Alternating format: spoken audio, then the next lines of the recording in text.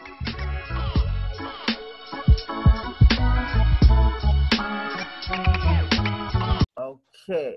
so good Okay. good morning. I'm Wesahana Pearson. I am recording for Black Asia Magazine. This morning, I'm talking to a gentleman who lives in the epicenter of one of the most controversial places on earth right now. He's talking to us from Wuhan, China. I got your contact info from King Cell, who is a very competent web designer. He's also based there in Wuhan, China, but he does web hosting for people all over the world. And he introduced me to you as Rice. All right, so just for the site, can you tell us your name and tell us a bit about your background? Okay, thank you so much. My name is Rice Ilunga Kajila. I'm from DR Congo, and I've been living here in Wuhan for the past 10 years. So I came in Wuhan here as a student first, right after my high school, and then I did my bachelor, then my master's, then took 1 year off for working, and now I'm doing my PhD as well. Okay, you're taking your PhD, your doctoral degree. Can I ask Yeah. what are you studying and which university are you attending? I'm doing my research in renewable energy, and my university is Wuhan University of Technology, which is one of the top university here in Wuhan. Excellent. Okay. All right. So we're going to get into a little bit more about Wuhan in a moment. But before that, talking more about your background. So you said you came to China directly from DR Congo. Is that Yes. okay? And can you try and give us a picture of what it was like for you in the place where you grew up? Which city, which part of Congo are you from, DR Congo? And what was it like growing up there? Yeah, sure. I was born in Lubumbashi City. Lubumbashi City is located in the Katanga province.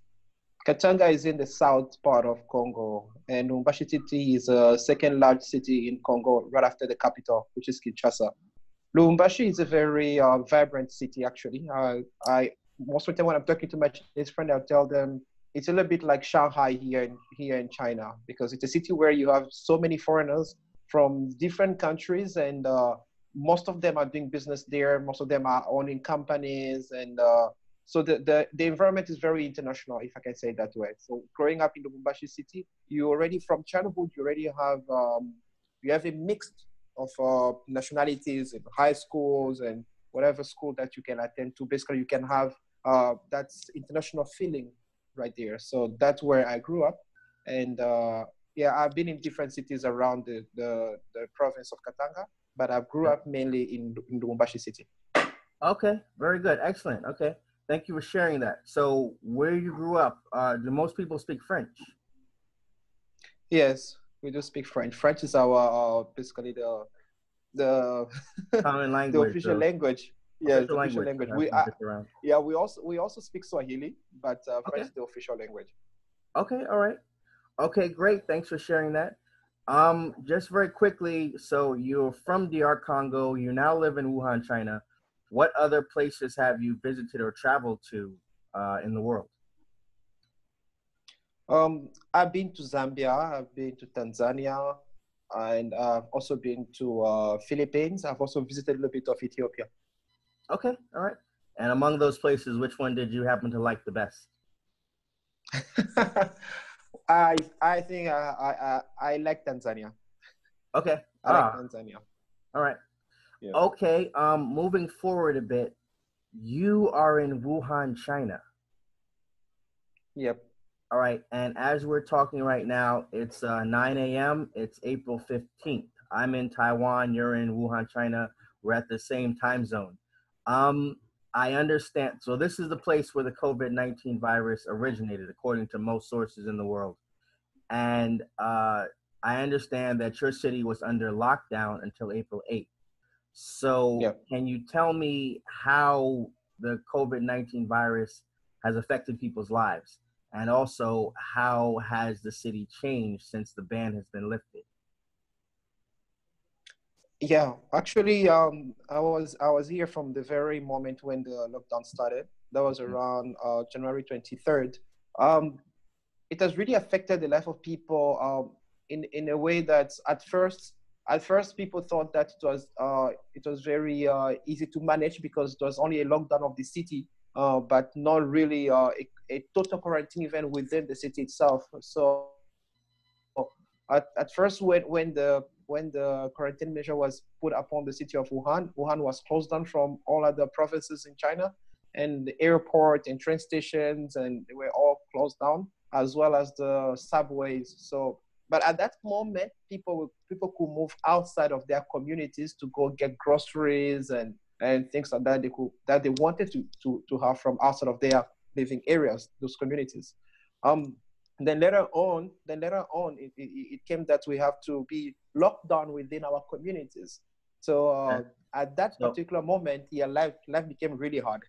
all right, So so that's kind of hard to understand the way that the cities are planned in China for especially for a lot of Americans. When you say your community, which you're really saying like your apartment block. So you have a big apartment complex. It also might have a courtyard, and you really can't go outside of that, like onto the main street. Is that what you're saying? Or under yes, the lockdown? actually, yeah, Yes. Okay. that's it. Yes. So Okay. those communities were also locked down. Some of them have really big yards because they have Hmm. so many buildings inside and things like that. So they could move around. It's really huge. But others are very small ones. So the small ones, basically, when you were locked down, you feel like you only have a very small space. And some of them, it was the very block itself that was locked down. So it means that you cannot Uh, even go to the first floor of your own building. You only have to remain in your apartment. wow. And so it's a good thing it's over, but what effect? I mean, that having such a small space to live in, what effect do you think that had on the people who are living inside of Wuhan, Chinese and foreigners? I would say that the major problem that happened, or what affected people the most, was that lack of freedom. Yeah, Uh, that lack of freedom. That, yeah, that inner feeling that you cannot go outside. hmm. So we were living outside, I mean, inside of our communities, and we have access to groceries through, we have some mini application on WeChat. You could Hmm. order food and grocery, they'll come and deliver to you. But that feeling of being right there, not being able to move out, many people, they start getting depressed, Uh, and ultimately it became harder and harder. But it took a while for people to really get adjusted to just enjoying that small space, the small space that they have. For those who have small apartments, those who live on campuses as well, like the students, they cannot mhm. go anywhere except being in their own room, which is like very small place. So that was the major effect of that lockdown on people's mind, is that I Right. cannot go outside. I only have this small space for living and doing anything I want. Yeah. Okay. All right. Thank you very much for sharing that. How is it now? So now that the ban has been lifted, people have freedom to go where they want. I would imagine schools are open, people are going back to work. There's public transportation that's been re-implemented. What is the situation and the feeling there now? Well, it appears to be that the quarantine is over, but it is over for the city to be able to open up itself to connect with other provinces in China, Hmm. as well as the airports. But within the city itself, our communities are still a little bit under strict monitoring. Actually, Uh, some communities you still can't go outside. hmm. Others, you can go out only for a few hours. Others, they allow you to go, but they have to check your temperature. You have to register, and then we have this QR code that it has Okay. to be green. It's like the health code. Yeah. Right. So Okay. for most people in Wuhan, the foreigners who do not have that one, but you can apply for a sort of certificate to allow you to go out. But now this privilege is only given for the people who are living outside of the campus, not those living within the campus, like the students. So Right. for the student, they still locked down in their universities. Or for Hmm. people who are living outside, like me, for example, I can go outside. They just have to check my temperature. I can go outside, but not for too long. So now, concerning the schools that have not yet started, they have started. We started online, basically. Hmm. Most universities, they are studying online right now. So I'll say there's still some form of quarantine, but not as strong as it was before. Ah, okay. Can you tell me very briefly a little bit more about this QR code? Because I've heard a lot about that. It's what it sounds like. is that the government has way too much control over the people and their freedom and how well people can move.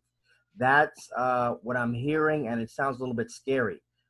Is it possible you can show me? Do you have anything like with your phone or something? You can show me what the QR code looks like, or you wouldn't have it, right? It's you would have a certificate. If you're not, Well, yeah. Go ahead. sorry. But for foreigners, as I said, we do not have access to it here in Wuhan. But Right. for other cities, the foreigners also have access to it, because when you're applying for it, you need to input your passport information and it will come up. But in Wuhan, the system does not yet allow the passport to be put as information when you're applying for it. Now, the QR code basically function as by the location where you are moving. Since the virus started in some locations here in Wuhan, so Right. by visiting those locations, if by mistake you visit those locations or you are in contact with the people who are in those locations, so the QR code, that health code will change color from green Right. to yellow or red, one of those colors. So this is just a way of protecting the people in your community. So when you return to your community, they will check your health code to be able to determine if you got infected outside, or basically it's not you got infected, but you visited those very dangerous areas. So Okay. basically that's the use of that health code. It's a way of protecting the people within your community. So before you enter a community, they will check. We have this community workers who are at the very entrance of every community. So you have to scan to check again if it's still green. If it's green, then you are good to go. But if it's not, then it means that you went to some area those are dangerous, and you have to go to the hospital to have a Right. checkup. I see. Yeah. Okay. Very interesting. So soon, do you think that everyone in China will have this QR code somewhere on their phone somewhere? Well, I would say yes. I don't know how many provinces or how many cities in China they have the same problem as here in Wuhan, because only in Wuhan so far, from what I've heard, that the foreigners have not yet access, because I believe because Wuhan was the epicenter of the outbreak itself of the virus. So Right. there's still some form of high control over, especially for the foreigners. It's not that they are controlling the foreigners, but I would say that as foreigners here in Wuhan, we have been much more protected than the local people. So the government here, especially since most of the people here, they're students. So that means that if a student got infected, we live in dormitories. So imagine a dormitory of 500 people. Right. So imagine if a For that, foreigner got right. infected. It's easy for that Yeah, to to be become very contagious. Okay. yeah. All right. There are also reports online, people saying different things, that it becomes more difficult being a foreign person living in anywhere in China. Have you noticed anything like that at all?